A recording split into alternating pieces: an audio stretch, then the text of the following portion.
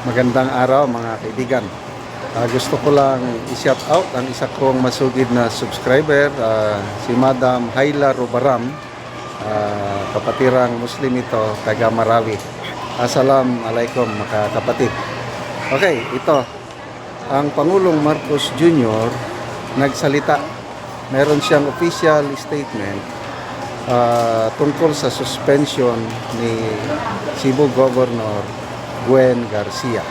So, basahin ko Ito, bago lang 37 minutes ago. Galing sa official Facebook page ng Pangulong Marcos Jr. Basahin ko. I have been made aware of the preventive suspension issued against Governor Gwendolyn Garcia of Cebu. Let me be clear. In time like this, so close in the election, it is vital that we uphold the rule of law and observe due process.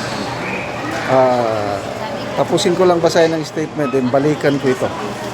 Then parang lumalabas, hindi ba na-uphold ang due process? Any action that affects the mandate of a duly elected official must go through the proper channels and in accordance with the Constitution and the Omnibus Election Code.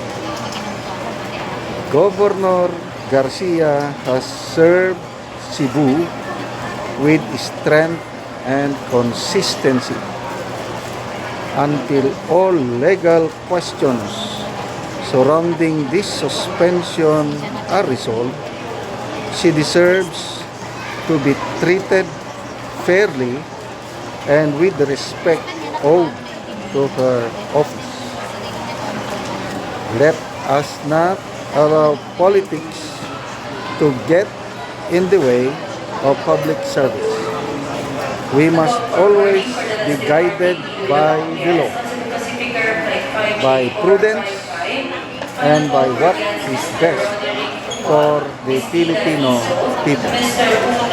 Okay, so mahirap intindihin itong kanyang statement, kaya lang ito lang pag-intindi ko, opinion ko lang ito.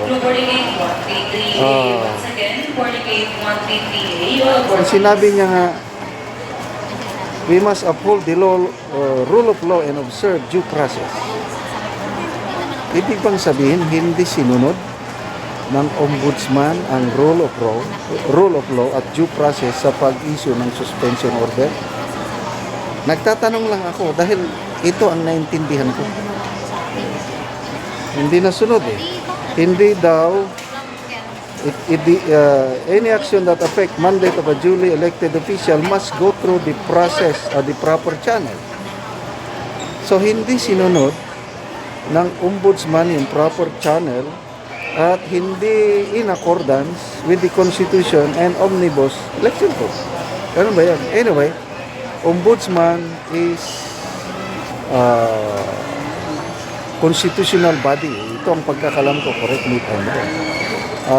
Independent ito, kaya nga kahit sino pwede niyang suspend. Very powerful pang ombudsman na ilagay sa provision ng ating constitution para check and balance. So, ang pahayag ng gobernadora is hindi siya alis sa pwesto. So, itong pahayag na ito ng Pangulo, again, opinion ko lang ito, baka kamali ako, dapat respetuhin ang opisina ni Governor Gwen Garcia. So, to me, ang pagkaintindi ko, itong statement ng Pangulo is supportive sa stand ng gobernadora na hindi siya bababa sa pwesto. Okay? So, let us not allow politics. So, ibig bang sabihin nito, namumulitika ang ombudsman? Kasi, Huwag daw haluan ng politiko ang mga suspension. Ito ang pinaka-the best, oh. We must always be guided by the law, by prudence, and by what is best for the Filipino people. Again, opinion ko lang ito. Yung bang pag-aresto, pagdala kay PRRD sa The Hague, Netherlands, ICC, nasunod bang batas? Yan ang tanong. Supreme Court Justice Ascuna, very clear yung sabi nga na nalabag ang batas. Although, sabi rin ni Secretary Rimulya, na-pull daw ang batas. So, bahala na tayo. Sino ang paniniwala natin? Ako, dahil retired Supreme Court Justice yung nagsabi, mas mabigat yun. Yung pahayag ni Justice Ascuna na hindi nasunod ang batas. So, hindi nasunod ang batas. So, ito. And by the what is best for the Filipino people. Ito bang ginawa kay PRRD na dinala siya sa Netherlands, ICC para i-trial despite the fact na functioning ang ating mga korte, functioning mismo ang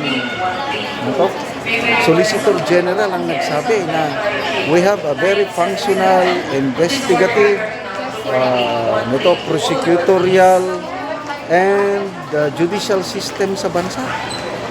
So, para ba sa kabutihan ng lahat, yung pagdala kay Pangulong Duterte sa ICC, hindi perpekto yung administration niya.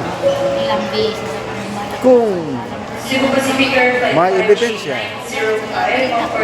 na naglabag siya sa batas, nung presidente siya sa war on drug, hindi ba dito siya kasuhan sa Pilipinas? Di ba dapat dito siya litisin bilang isang sovereign country?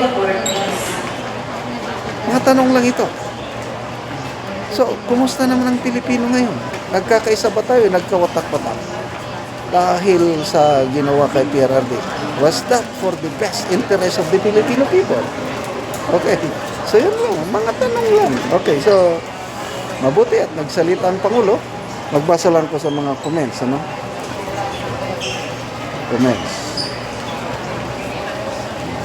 Sandali ah.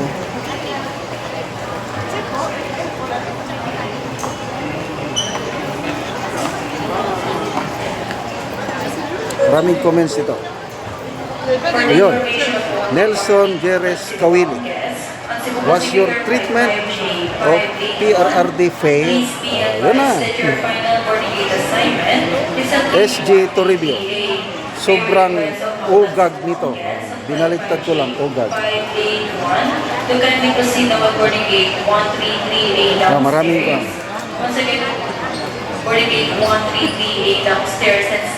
Benito Teng.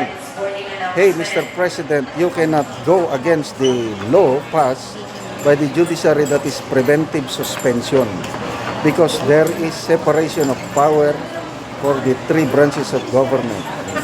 What you did to the former president, you did not observe due process and the rule of law. Now eat your own words. That way the country is now ranked below other than ASEAN countries. Ito na yung sinasabi ko. Ngayon, dahil aliado niya si Governor Garcia, sinasabi niya observe due process, rule of law. So pagdating kay PRRD, ang opinion sa karamihan, hindi na sunod ang due process and rule of law. Nasa inyo na kung ano yung paningin ninyo. So, maraming salamat mga kaibigan sa inyong panonood sa ating channel. Nakakatulong kayo ng malaki sa tribong Talaandi ng Bukidnon. Dahil ang sweldo po natin ay itinutulong sa tribo, namimigay tayo ng mga yero at pako para matulugan ang tribong Talaandi. Panoorin po ang video na ito. Muna po ni among nabisita nga ang ilang balay gyud. Kuan kanang kawayan lang. Og mga gabok na pod ang ilang atop nga kawayan og makita nato nga kuan na gyud kaayo.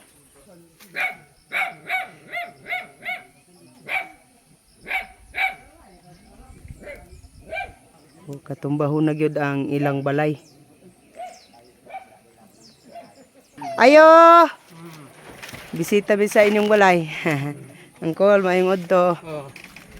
Oh, mo na ni ang balay ni Angkol nga kuan lang kawayan lang in taon. So mga gabok na gyud.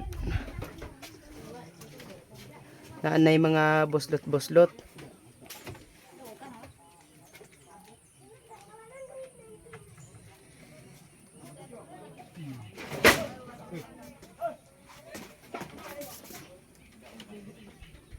O karon ante manguha na mo og kahoy kay matagaan na mo ante og sinlan sang pako plinsen para nga makaatop mo ante.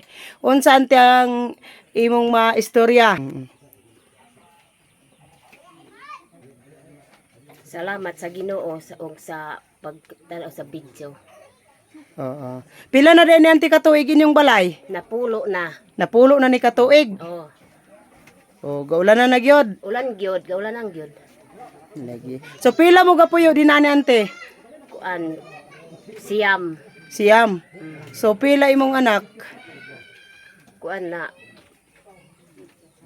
pito. Pito imong anak. Oh. Oo. So muna ni ang inyong balay so galoon lang mo din ani. Oh. Oo. Kung magulan ante asa man sad mo matulog? Diri sa abuhan kay gapangita mi og walay gaulanan. Lagi. Oo. So Kay diri sa sulod gaulanan man eh. matagaan na mo ante. Oh, salamat. Salamat.